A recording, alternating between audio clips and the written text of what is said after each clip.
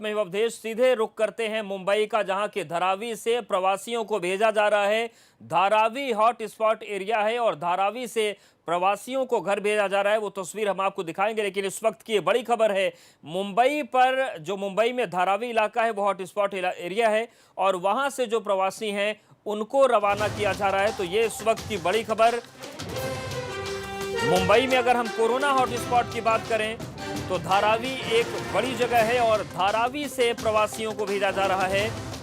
लगातार महाराष्ट्र पर आरोप लग रहे हैं कि प्रवासी श्रमिकों के साथ महाराष्ट्र ने सही सलूक नहीं किया। और ये देखिए तस्वीरें हम आपको दिखा रहे हैं, ये महाराष्ट्र के मुंबई के धारावी की तस्वीरें हैं। लेकिन ये तस्वीरें देखिए, भेजा तो जा रहा है लेकिन सोशल डिस्टेंसिंग का नामो निशान यहां पर नहीं है। पर एक्सक्लूसिव तस्वीरें आपके सामने एबीपी गंगा पर इस वक्त मुंबई के धारावी की ये तस्वीरें हैं, जहां पर लोगों को बसों में बिठाकर पुलिस रवाना कर रही है। लेकिन इंतजाम आप देखिए, भारी भीड़ है, सोशल डिस्टेंसिंग का नाम नहीं है। हालांकि धारावी से अब देखिए आप किस तरीके से लोगों को ठूस ठूस कर, डंडों से दबा दबा कर भरा जा रहा है। ये हालत महाराष्ट्र की है। मुंबई के धारावी की हम तस्वीर आपको दिखा रहे हैं, जो हॉट स्पॉट एरिया है, धारावी खाली और हो रही है। वहां पर जो प्रवासियों को भेजा जा रहा है। कहानी कह रही है कि धारावी से लोग बड़े पैमाने पर निकल कर जा रहे हैं। धारावी वो जगह है जो मुंबई का सबसे बड़ा कोरोना हॉटस्पॉट बन गई है। मुंबई आज अगर देश तो धारावी की तस्वीर आप देखिए, सबसे बड़ा हॉट स्पॉट है, हमारे संवाददाता बता रहे थे। और अब ये फैसला महाराष्ट्र सरकार ने लिया है कि हम धारावी को खाली करेंगे। जो प्रवासी धारावी में फंसे हैं उनको उनके घरों की तरफ भेजा जाएगा। और आपने देखा कि बसेस तैयार खड़ी हैं और बसों में प्रवासियों को बिठाकर रवाना किया जाने लगा है। लेकिन जो हालात वहां पर हैं, जिस तरीके की भीड़ है, इन सब के बीच सीधी तस्वीरें आपके सामने।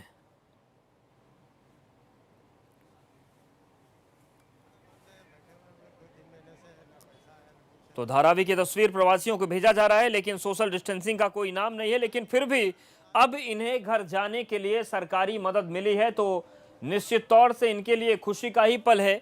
हालांकि रिस्क बहुत बड़ा है, सोशल डिस्टेंसिंग का नाम नहीं है। धारावी पहले से ही हॉट स्पॉट इलाका है। ऐसे में इतनी भीड़ के बीच कोरोना संक्रमण का कितना खतरा है और ये लोग जिन क्षेत्रों में पहुंचेंगे वहां पर कोरोना संक्रमण का कितना खतरा पैदा होगा, वो तस्वीर भी है। देख सकते हैं कि हजारों की तादाद में लोग इस वक्त सड़क पर मौजूद हैं और ये वो लोग हैं जो वापस अपने गृह राज्य लौटना चाहते हैं, मुंबई छोड़ना चाहते हैं। कुछ नहीं।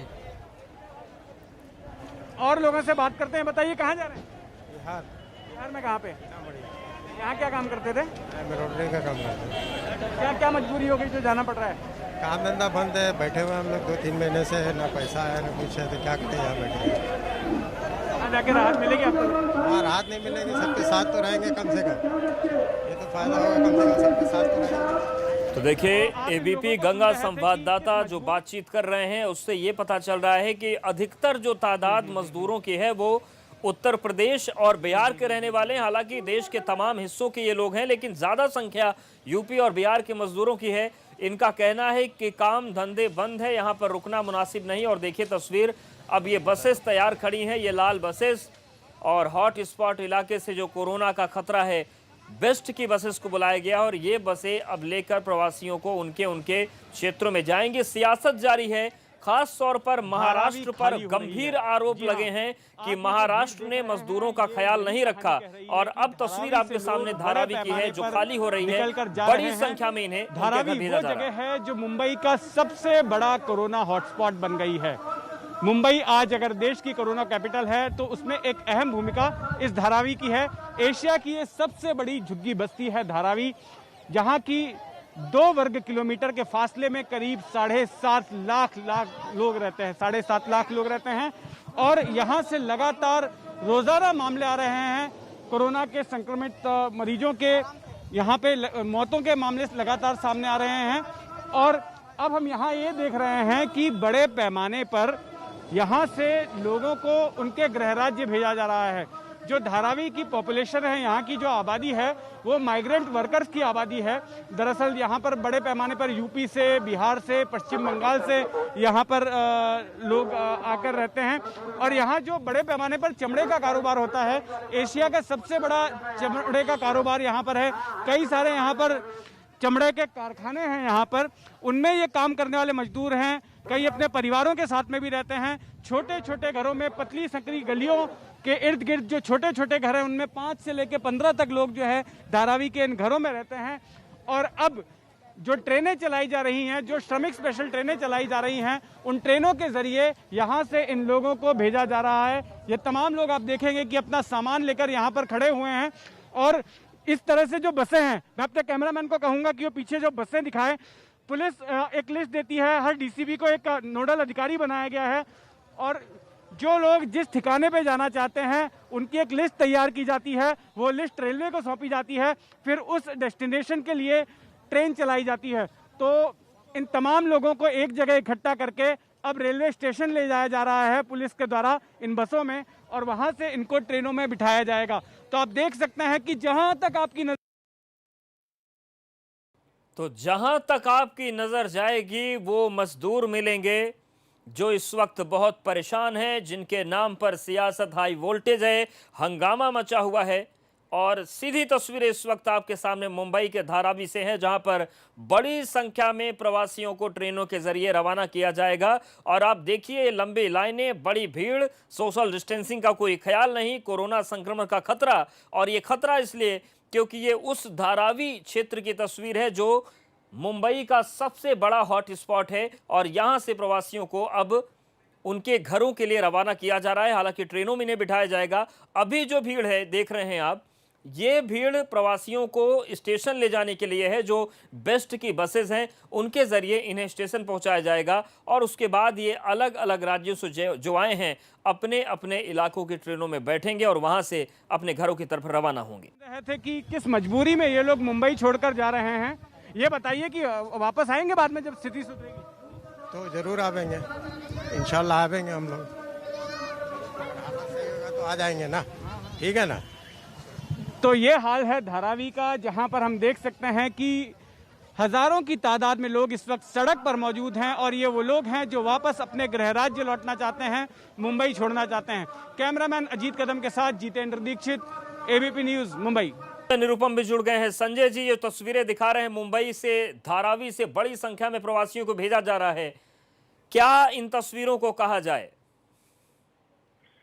नहीं, इन तस्वीरों को देख करके एक जो सरकार बार बार कह रही है कि सब कुछ नियंत्रण में है, उसका भांडा फूटता है। नियंत्रण में सब कुछ नहीं है। धारावी तो नियंत्रण से बाहर है। धारावी के बारे में बार बार ये प्रचार होता है कि वहां जबरदस्त तरीके से स्क्रीनिंग हो रही है। मैंने वहां के लोकल कॉर्पोरेटर्स वगैरह से बात की, बोला कुछ स्क्रीनिंग नहीं हो रही। एक दूसरा, धारावी एक बहुत सघन बस्ती है। तीसरी बात, धारावी में बड़े पैमाने पर माइग्रेंट्स रहते हैं, वो जाने के लिए बेचैन है। लेकिन आज 20-25 दिन हो गए हैं, उन्होंने अपने नाम रजिस्टर करा लिए हैं, उनकी लिस्ट तैयार है पुलिस स्टेशन में। फिर भी सेंट्रल गवर्नमेंट और स्टेट गवर्नमेंट के बीच इतना भयंकर ईगो टसल चल रहा है। ट्रेनें नहीं मिल रही हैं, वो ट्रेनें दे रहे हैं तो ये ट्रेनें नहीं ले रहे हैं, और ट्रेनें आ रही है तो पैसेंजर की लिस्ट नहीं जा रही है, और इस चक्कर में ये गरीब लोग परेशान हैं। आज धारावी में जो इतनी लंबी लाइन लगी है, वो निश्चित तौर पर गांव जाने के लिए जो बेचैन लोग हैं उनकी लाइन है। अब उनको बस में बैठाकर कहाँ लेके जाया जा रहा है, मेरे पास ऐसी जानकारी नहीं है। लेकिन अक्सर हर हफ्ते 2 हफ्ते पर इतनी बड़ी बड़ी लाइनें आपको धारावी में दिख सकती हैं। जी बिल्कुल। संजय निरुपम जी, जमीनी तौर पर आप महाराष्ट्र को समझते हैं, वहां पर आप काम करते रहे और कर भी रहे हैं। धारावी की बात करें तो किन किन क्षेत्रों के सबसे ज्यादा वहां पर प्रवासी रहते हैं, और जमीनी रिपोर्ट क्या ये है कि ये भगवान भरोसे हैं, अपने घर सही सलामत पहुंच जाएं तो इनकी किस्मत है? धारावी में बड़े पैमाने पर मुस्लिम समाज, दलित समाज के लोग रहते हैं। यूपी, बिहार और दक्षिण भारत, खासकर तमिलनाडु के लोग बड़े पैमाने पर रहते हैं। वहां पर जो स्मॉल स्केल इंडस्ट्री है, आप कहें चमड़े का उद्योग और कपड़े का उद्योग और बर्तन का उद्योग और थोड़े हद तक ये ज्वेलरी का, इमिटेशन ज्वेलरी जो होता है उसका उद्योग बड़े पैमाने पर होता है। गली गली में छोटी छोटी फैक्ट्रियां हैं और पूरे धारावी में रोज समझ लीजिए 1000 करोड़ का काम होता है। और ऐसे धारावी की सघन बस्तियों में जब एक बार कोरोना घुसा तो हम आज से कुछ 50 दिन पहले से ला रहे हैं कि अगर धारावी में चला गया जी। तो वो कम्युनिटी स्प्रेड में कन्वर्ट हो जाएगा, उसके बाद कंट्रोल करना मुश्किल हो जाएगा। आज बीएमसी के पास जो हेल्थ इंफ्रास्ट्रक्चर है वो इतना कोलैप्स हो चुका है, उनके पास लोगों की संख्या इतनी कम है। बिल्कुल संजय जी, हमारे साथ आप बने रहिए। हमारे साथ बीजेपी नेता प्रेम शुक्ला जी जुड़ गए हैं। प्रेम शुक्ला जी, ये मुंबई के धारावी से जो तस्वीरें आ रही हैं, बड़ी हैरान करने वाली, बड़ी डराने वाली तस्वीरें हैं। प्रवासियों को भेजा तो जा रहा है, लेकिन नियम, कायदे, प्रोटोकॉल कुछ दिख नहीं रहा है जमीन पर। देखिए, महाराष्ट्र शुरू से ही लॉकडाउन 1 के दौरान से ही किसी भी तरह से प्रवासियों को न किसी प्रकार की सहायता दी जा रही है, न उनके स्वास्थ्य का ख्याल रखा जा रहा है, और उनको जिस तरह से भेजा जा रहा है, जैसे महाराष्ट्र में टैंकरों में भरकर लोगों को जो है सीमा के बाहर छोड़ दिया गया, ट्रेलर में भरकर बाहर छोड़ दिया गया, ट्रकों में भरकर लोगों को बाहर छोड़ दिया गया और पुलिस में बैठा के बाहर छुड़वाया। तो इससे इसका दुष्परिणाम ये होगा कि दूसरे राज्यों में जहां पर कोरोना अभी तक नियंत्रण में है, उन राज्यों में भी कोरोना का व्यापक प्रसार हो जाएगा। बिहार में जो है 8% जो कोरोना मरीज है, 8% कोरोना मरीज जो सब सिर्फ प्रवासी मजदूर ही हैं। बिल्कुल, और वो चीजें जमीन पर दिख रही हैं। संजय निरुपम जी, सवाल ये है कि आप लोगों के सहयोग से महाराष्ट्र में सरकार काम कर रही है, क्या वो जन अपेक्षाओं पर खरी नहीं उतर पा रही, या उसे समझ नहीं पा रही, समझ नहीं आ रहा कि हालात से कैसे निपटना है, या फिर निपटने की कोई इच्छा ही नहीं है? ठीक है, संजय जी संपर्क टूट गया। प्रेम शुक्ला जी, लेकिन सवाल यह भी है कि जो हालात बन रहे हैं, बहुत विकट हालात हैं ये। इस दौर में जब आप लोग को बहुत अच्छी कार्रवाई की मांग करनी चाहिए, उस दौर में आपके नेता ये कहने चाहते हैं कि राष्ट्रपति शासन लगा दीजिए। पहले तो मजदूरों की बात होनी चाहिए। नहीं, हमने पहले मजदूरों की ही बात की। हमने शुरू से ही मजदूरों की बात की। हमने कहा भाई शेल्टर होम खोलिए, मजदूरों को राशन दीजिए। यहाँ के सेंट्रल फंड में जो है सेंसेस, जो बिल्डिंग एंड कंस्ट्रक्शन सेस है, उसमें 9,000 करोड़ रुपए पड़े हुए हैं। अप्रैल के पहले सप्ताह में यहाँ के विपक्ष के नेता और भारतीय जनता पार्टी के शीर्ष नेता देवेंद्र फडणवीस जी ने कहा कि कृपा करके उस सेस में से जो है मजदूरों को पैसा दीजिए। उस सेस में से आज तक सिर्फ 400 करोड़ रुपए निकाला गया है। किसी भी जो है मजदूर को पैसा नहीं दिया गया, रिक्शे वालों को कोई पैसा नहीं दिया गया, टैक्सी वालों को कोई पैसा नहीं दिया गया। 8,000 रिक्शे वाले मुंबई से उत्तर प्रदेश पहुंच गए और किसी को कुछ नहीं प्राप्त हुआ। हमारी तरफ से आदरणीय फडणवीस जी ने कहा कि एक आप जो है पेशेंट्स के लिए डैशबोर्ड बना दीजिए, 21 अस्पताल में कितना कोविड का बेड अवेलेबल है, वो एक जगह ऐप पर अवेलेबल होगा। इससे जो है जो लोगों को अस्पतालों में एडमिशन नहीं मिल रहा है, उस व्यवस्था में आप जो है सुचारू संचालित कर पाएंगे, लेकिन वो आज दिन तक नहीं किया गया। आज अस्पताल ये स्थिति है कि पुलिस के अधिकारी तक उनको अस्पतालों में जगह न मिलने के कारण उनकी मृत्यु हो रही है। मुंबा देवी जैसे इलाके में ऐसी स्थिति उत्पन्न होती है कि वहां पर सड़क पर लाश 14 घंटे तक पड़ी रहती है। एक महिला पुलिस कांस्टेबल वो कोरोना से पीड़ित है, उसके लिए एम्बुलेंस 5 घंटे तक नहीं आती है। तो ये जो दुर्व्यवस्था है, इसके संदर्भ में जो सकारात्मक, बिल्कुल सकारात्मकता की बात होती है, लेकिन सवाल ऐसे में प्रेम शुक्ला जी यही है कि जब इतने भयावह हालात हैं और अपने ही देश में ऐसा लगे कि हम खाना बदोश हो गए, हमारी जिंदगी खाना बदोश हो गई, तो फिर सरकारों को सोचना होगा कि वो क्या करने के लिए सत्ता में आई थी।